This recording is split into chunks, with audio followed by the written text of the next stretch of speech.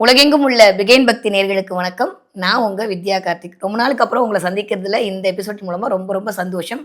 இந்த புத்தாண்டு உங்களுக்கு கூட கனவுகள் அனைத்தும் கைகூட எல்லாம் வல்ல என் மீனாட்சி அருள் புரியட்டும். யூடியூப் ஓப்பன் பண்ணாலே இந்த பக்கம் நியூ இயரு, இந்த பக்கம் குரு பயிற்சி, இனிமே எப்பயோ வரப்போற ராகு கேது பயிற்சி வரைக்கும் அடுத்த மே மாசம் வரைக்கும் எல்லாத்தையும் பார்த்து முடிச்சாச்சு. இந்த எபிசோட்ல என்ன ஸ்பெஷலா பார்க்க போறோம் அப்படின்னா, ஒவ்வொரு நட்சத்திரத்திற்கான இந்த வருட புத்தாண்டு பலன் எப்படி இருக்க போகுது. இப்ப நம்ம பார்க்கக்கூடிய நட்சத்திரம் அப்படின்னா, த மோஸ்ட் வாண்டடான நட்சத்திரம் உத்திர நட்சத்திரத்த பத்தி பார்க்க போறோம். கிட்டத்தட்ட சிம்ம ராசியில் இருக்கக்கூடிய இந்த உத்திர நட்சத்திரம் சூரியனுடைய அதிக ஆளுமை பொருந்திய நட்சத்திரமா கருதப்படுது இல்லையா? சூரியனுடைய பவர், சூரியனுடைய ஆளுமை, சூரியனுடைய அதிகாரம், சூரியனுடைய கௌரவம் எல்லாத்தையுமே தன்னகத்தே வச்சிருக்கக்கூடிய அதி அற்புத நட்சத்திரம் தான் இந்த உத்திரம் அப்படின்ற நட்சத்திரம். இது பிரிவுபட்ட நட்சத்திரம்னு சொல்லாமா? கொஞ்சம் சிம்ம ராசியிலயும், கன்னி ராசியிலயும் இருக்கக்கூடிய நட்சத்திரமாக இந்த உத்திர நட்சத்திரம் அப்படின்றது அமையுது. ஓகே. ரொம்ப எக்ஸ்பெஷலி சிம்ம ராசியில இருக்கக்கூடிய உத்திர நட்சத்திரக்காரங்களுக்கு ஒரு விதமான பலனும், கன்னி ராசியில இருக்கக்கூடிய உத்திர நட்சத்திரக்காரங்களுக்கு ஒரு விதமான பலாபலனும் இந்த நியூ இயர்ல நம்மளுக்கு நிகழப்போகுது. ரொம்ப மத்தவங்களுக்கெல்லாவது பரவாயில்லங்க. வந்து ரிஷபத்துல இருக்கிறதாவது பரவால்ல. குரு வந்து தலைக்கு வந்தாரு. குரு வந்து 2க்கு போனாருன்னு சொல்லலாம். இங்க அப்படிலாம் இல்ல. அடி வாங்குறது எப்படியோ உறுதியாயி போச்சு. அது அஷ்டம சனியா இருந்தா என்ன, கண்டக சனியா இருந்தா என்ன அப்படின்ற மைண்ட் செட்டுக்கு உத்திர நட்சத்திரக்காரங்கலாம் வந்துட்டீங்க இல்லையா? ஸோ சிம்ம ராசியில இருக்கக்கூடிய உத்திர நட்சத்திரக்காரங்களுக்கு லைட்டா வந்து அஷ்டம சனி எட்டு பார்க்கக்கூடிய காலகட்டத்தில் தான் இருக்கு இந்த புத்தாண்டு. முதல் ஒரு 3 மாதம் சொல்லவே வேண்டாம். அல்டிமேட்டான பலன எப்பயும் போல அதே மாரி அனுபவிச்சுக்கிறதுக்கு ரெடியா இருக்கக்கூடிய ராசியில முதன்மை ராசி உத்திர நட்சத்திரம் தான். இப்ப நம்ம 2 விதமான பலன்களை பார்க்க போறோம். முதல்ல என்ன பண்ண போறோம் அப்படின்னா, சிம்ம ராசியில் இருக்கக்கூடிய ஒரு பாதத்தை பொருந்திய உத்திர நட்சத்திரக்காரர்களுக்கு இந்த நியூ இயர் எப்படி இருக்க போகுது அப்படின்னு சொல்லி பார்த்தோம் அப்படின்னா, கொஞ்சம் வேலை வாய்ப்பு அப்படின்றதுல ஒரு சின்ன சின்ன ஆ ஒரு இடையூறுகளை ஃபேஸ் பண்ணக்கூடிய காலகட்டமா இருக்கு. என்ன மேடம் எடுத்தோனே நெகட்டிவா சொல்றீங்க, பாசிட்டிவா சொல்றதுக்கு ஒண்ணுமே இல்லையே அப்படின்னா, வேலை அப்படின்ற இடத்துல மட்டும் தான் சின்ன சின்ன நெகட்டிவ் அப்படின்றது இருக்கு. மத்தபடி எல்லாமே பாசிட்டிவா தான் இருக்கு. நெறைய பேர் நெறைய டிராவல் பண்ண போறீங்க, ஊர் சுத்த போறீங்க, கோவில்களுக்கு போறீங்க. நெறைய ஆன்மீக வழிபாடு எல்லாமே நடக்க போகுது. ஆஃப்டர் மேக்கு அப்புறம் இருந்ததும் இருந்தாச்சு. ஒரு 5 மாசம் அப்படியே அமைதியா சிவசிவான்னு இருந்துட்டீங்கன்னா, அடுத்த 5 மாசத்துக்கு அப்புறம் நீங்க தான் ராஜா. அந்த மாரியான ஒரு அமைப்புக்குள் உங்களுக்கு யோகக்காரகனான குரு கொண்டு வந்து வைக்கிறார். குரு வந்து உங்கள 5க்கும் 8க்கும் உடையவர் இல்லையா? அவர் 3ஆம் இடத்தை வேற பார்க்கிறார். அப்போ தைரிய, வீரிய, விஜயஸ்தானம் அப்படின்றது இந்த இடத்துல ரொம்ப வலு அதிகமாக போகுது. சிம்ம ராசியில் இருக்கக்கூடிய உத்திர நட்சத்திரக்காரர்களுக்கு. கிளியர்? ஸோ சிம்ம ராசியில இருக்கக்கூடிய உத்திர நட்சத்திரக்காரர்களுக்கு ஆ லக்னத்துல கேது வருது, ராசியில கேது வருது. இந்த பக்கம் அஷ்டம சனியும் அப்படியே எட்டி பாக்குது. மார்ச் மாசம், மே மாசம் அந்த 2 மாசம் நான் என்ன ஆகப்போறேன்னு தெரியல.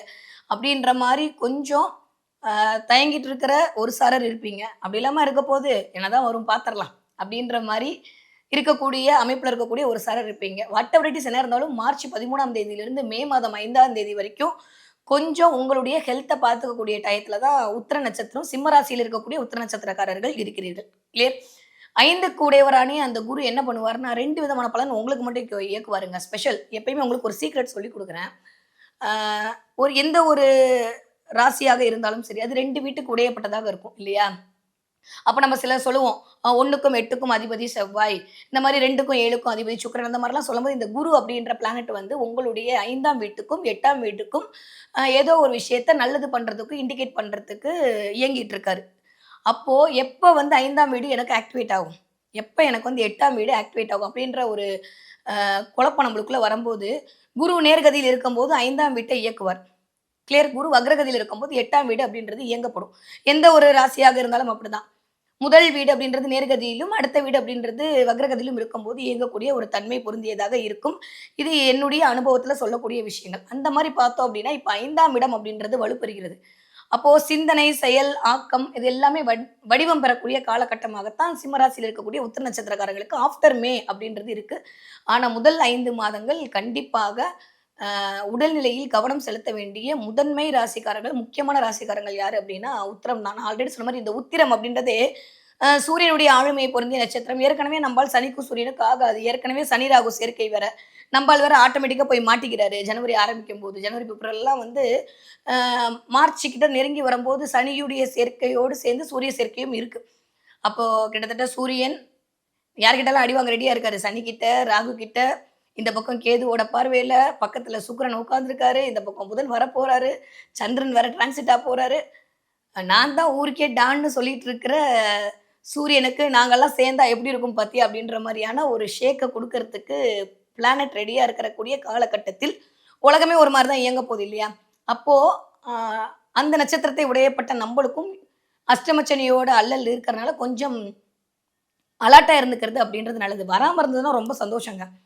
ஆ வரோம் அப்படின்றபோது கொஞ்சம் கவனமாக இருந்துக்கிட்டா, வரக்கூடிய பிரச்சனையிலருந்து நம்ம வந்து தவிர்த்துக்கலாம்ல. நான் சத்தியமா பயமுறுத்துறதுக்கு சொல்லல. நிதர்சனமான உண்மை என்ன அப்படின்னா, கொஞ்சம் உங்களுடைய ஹெல்த்த பார்த்துக்கணும். உங்களுடைய பண பரிவர்த்தனைய பார்த்துக்கணும். உங்களுடைய ரிலேஷன்ஷிப்ப பார்த்துக்கணும். சிம்ம ராசியில இருக்கக்கூடிய உத்திர நட்சத்திரக்காரர்கள் கண்டிப்பாக இந்த 3 விஷயமும் இந்த நியூ இயர்ல பார்த்துக்கிட்டீங்க. ஆனா வரக்கூடிய காலம் அனைத்துமே பொற்காலம் தான். ஒண்ணும் பெருசாலாம் யோசிக்கிறதுக்கு ஒண்ணும் இல்லங்க. ஏன்னா, எனக்கு தெரிஞ்சு ஒவ்வொரு பாதமா சனியுடைய பார்வை கிராஸ் பண்ணி உத்திரம் வரும்போது இருக்கு 2027 வரைக்கும். இப்பயே நம்ம பயப்படுறதுக்குலாம் ஒண்ணும் இல்ல. பட் சிம்பிள் இந்த ராகுவோடைய சனியோட கன்ஜங்ஷன் அப்படின்றது ஒரு விதமான ஒரு 2 மாதத்திற்கு உங்களை கொஞ்சம் லைட்டா ஷேக் பண்ணக்கூடிய தன்மையில இருக்கிறனால, நம்ம அந்த நேரத்தில் கவனமாக இருந்து கொள்ள வேண்டும். கிளியர்? சூப்பர். மே மாசம் 5, 6 தேதிக்கு அப்புறமே என்ன ஆகும் அப்டின்னா, குருவோட இணைவு. இந்த குரு வந்து உங்க 3ஆம் இடத்தை பார்க்கிறார் அப்டின்னு சொன்னேன். அப்ப என்ன ஆகும்னா, முயற்சிகள் அனைத்தும் பலிதமாகும். சின்ன சின்ன டிராவல் பண்றதுக்கான டைம். இந்த 3ஆம் இடமே தொலைதூர டிராவல் தாங்க. சின்ன சின்ன டிராவல். பக்கத்துல போயிட்டு வர மாரியான விஷயங்கள். இது எல்லாமே நிகழப்போகுது. இந்த 3ஆம் இடம் அப்டின்றது நட்பு வட்டம். ஸோ ஃப்ரெண்ட்ஸோட சேர்ந்து ஒரு மாரியான ஜாலி ட்ரிப் போறதுக்கான டைம் அப்டின்றது கூடி வருது. ஆனால், அந்த இடத்துல கொஞ்சம் கவனம் தேவை. நண்பர்களிடம் கவனமாக இருக்க வேண்டிய முதன்மை ராசியாக இந்த தடவ சிம்ம ராசியில இருக்கக்கூடிய உத்திர நட்சத்திரம் அப்படின்றது இருக்கு. அம் கேது வந்திருக்காரு. ஓகே. சனி வந்து பார்க்குறாரு, வராரு. எல்லாம் ஓகே. குரு வேற 8 பார்ப்போம். ராகு கேதுவும் வந்து என்ன பண்ண போறாங்கன்னு தெரியல. அப்படியெல்லாம் உட்காந்து யோசிக்கிறத உட்டுட்டு எப்பயும் போல சிங்கமா நடக்கக்கூடிய உத்திர நட்சத்திரக்காரங்களுக்கு மிகப்பெரிய வாழ்வியல் தடைகளிலிருந்து சமாளித்துக் கொள்வதற்கான வாய்ப்புகள் அப்படின்றது பெருகி வரும். ஏன்னா, நான் ரொம்ப சிம்பிளா எப்பயுமே சொல்லிட்டு இருப்பேன். சந்திரன் அப்படின்றவர் தான் மனோகாரகன் இல்லையா? சந்திரன் இருக்கிற இடத்த வச்சு மட்டும் தான் பிளானட்டரி பொசிஷன் வந்து உங்களுக்கு அஷ்டமச்சனி, உங்களுக்கு ஜென்மச்சனின்ற மாரி விஷயங்கள்லாம் தீர்மானம் செய்யப்படுகிறது. நம்ம தான் சூரியனுடைய ஆளாச்சே. நம்மளுக்கு எதுக்கு சந்திரன்? அதனால ஸ்ட்ராங்கா நம்மளுடைய ஆத்ம பலத்தை அதிகரித்துக் கொண்டோமே ஆனால், உத்திர நட்சத்திரக்காரங்களுக்கு வரக்கூடிய காலம் அனைத்துமே பொற்காலம் தான். சரி ஓகே. சிம்ம ராசியில இருக்கக்கூடிய உத்திர நட்சத்திரக்காரர்களுக்கு இந்த மாரியான பலாபலன்கள்லாம் வரும். ஓகே கொஞ்சம் கவனமா இருக்கணும். நண்பர்கள்ட்ட பார்த்து பழகணும். அ மார்ச் மாசத்துலருந்து மே மாசம் வரைக்கும் நிஜமாவே போயிட்டு வர டிராவல்ல உஷாரா இருக்கணும். பேங்க் டீட்டெயில்ஸ்ல கவனமா இருக்கணும். Okay fine.